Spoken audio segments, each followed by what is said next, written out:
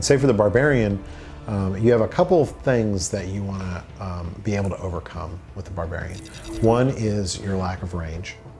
The other is because you're in the thick of it, you can get surrounded. In the later parts of the game, even the later parts of normal difficulty, you've got a lot of monsters that move very quickly and are designed to surround you and trap you. And so the Barbarian that if he dies, that's almost always how it happens. Like he gets surrounded and he can't get out. So Barbarian's got some awesome abilities to deal with this. One of my favorites is Seismic Slam, which allows him to smash the ground and deal lots of damage to tons of enemies. That's kind of the offensive approach.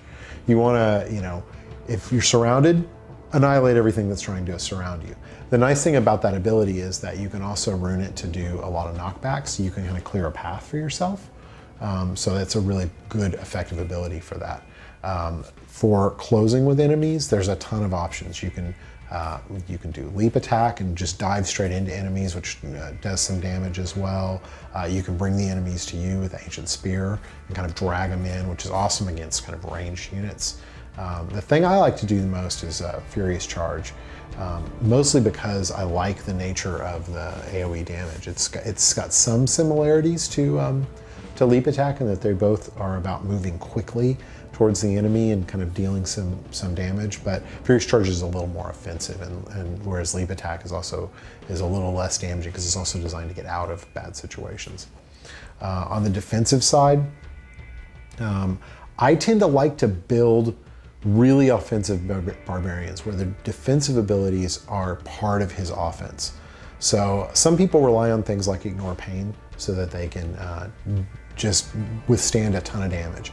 I only use Ignore Pain if I put damage reflection runes on it so that it damages enemies back as they attack.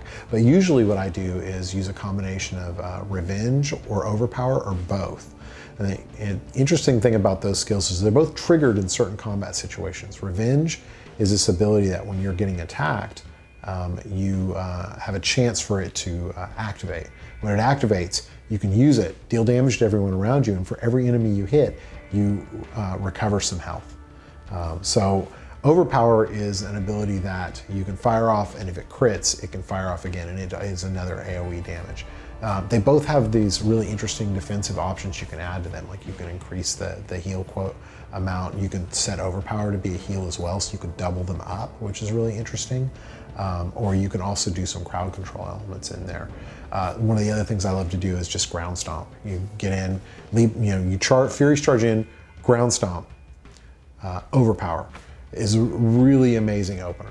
Like you'll charge right in, you'll deal a ton of damage, and you kind of take the fight to the enemies before they can even think about trying to surround you and deal any kind of serious damage.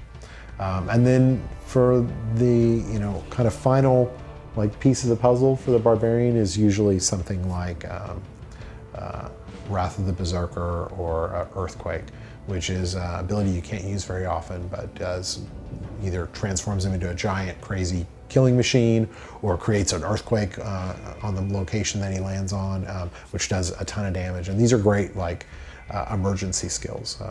The Barbarian's tougher. He's the toughest class in the game, but and he has tons of options for how you can build him and make him tougher. But the downside to that is that because he's this melee character, he has to get in close, if you don't have kind of that emergency button to hit so that you can just turn things around quickly, he can get into a lot of trouble.